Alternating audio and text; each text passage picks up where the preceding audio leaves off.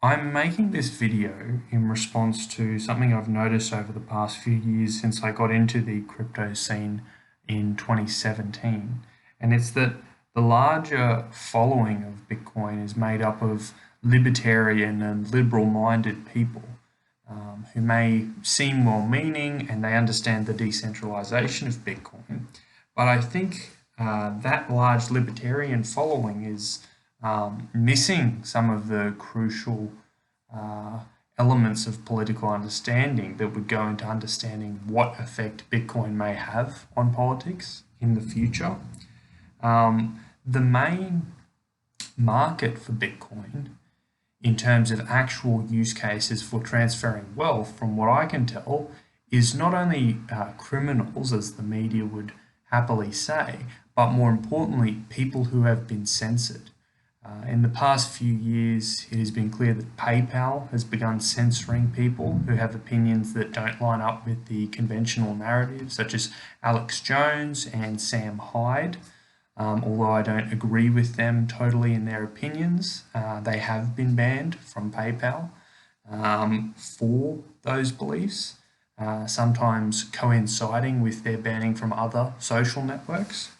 And it's interesting because if Bitcoin is to be used in the future, because it will have a larger adoption as the price continues to go up with the halvenings every 4 years, but I think that the people who have been censored now in this late stage of technological development with Facebook, Twitter, and Google all kind of working together, the people who will generate the most wealth off that will be, sure, libertarian-minded people who are liberal, but the people who really use it now and are collecting Bitcoin on an industrial level, such as Alex Jones and Sam Hyde and their ilk, will be rewarded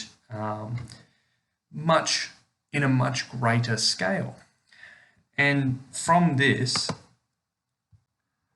one good example of this mechanism of those being censored turning to cryptocurrency is Chainlink. Chainlink obviously had a large meme following on Twitter and Reddit and 4chan, but Chainlink in particular was popular with people such as Alex Jones and Sam Hyde, and I'm not sure Alex Jones is all on board with the whole plot of Bitcoin being a one world currency and all, but Chainlink had a huge following with some alt-right and dissident right America First figures as well, and various different kind of outcasts from the conventional narrative.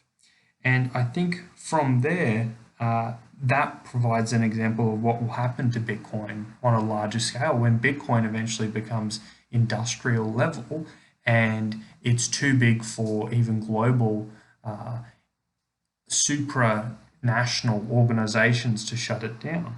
The internet, for instance, did a similar thing with entertainment, as will happen with money for Bitcoin. As the internet kind of provided all these alternative entertainments like Alex Jones and Sam Hyde, who previously in the 60s, 70s, and 80s would have been completely outcast from television, and there were several different times where that happened, where people were kicked off TV or they were silenced for producing a out-of-character comment. A great one is Marlon Brando, where he came up with the wild and unfounded accusation that Jews controlled Hollywood, and then he got in a large amount of trouble for that.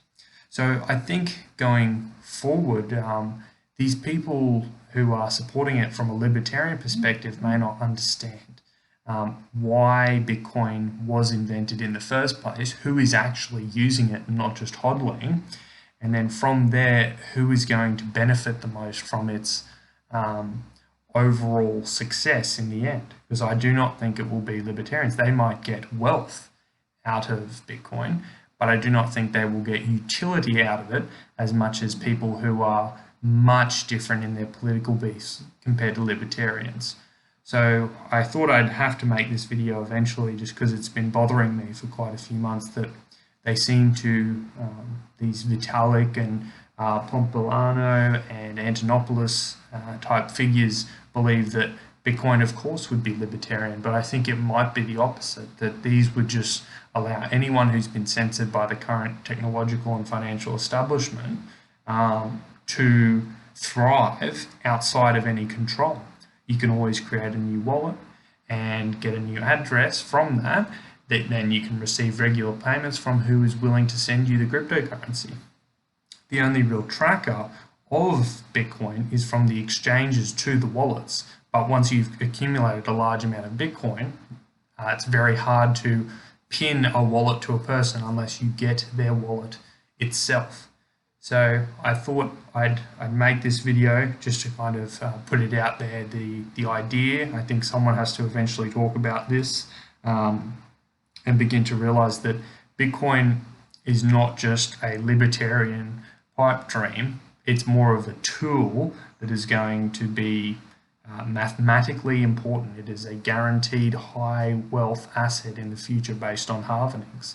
So it's going to play a much more complicated role in interacting with our government and political systems at this time than people realize. So let me know what you think. Leave a like. Please subscribe if you found this interesting, whether you support or disagree. Please comment, dislike if you want to. And yeah, thanks for watching.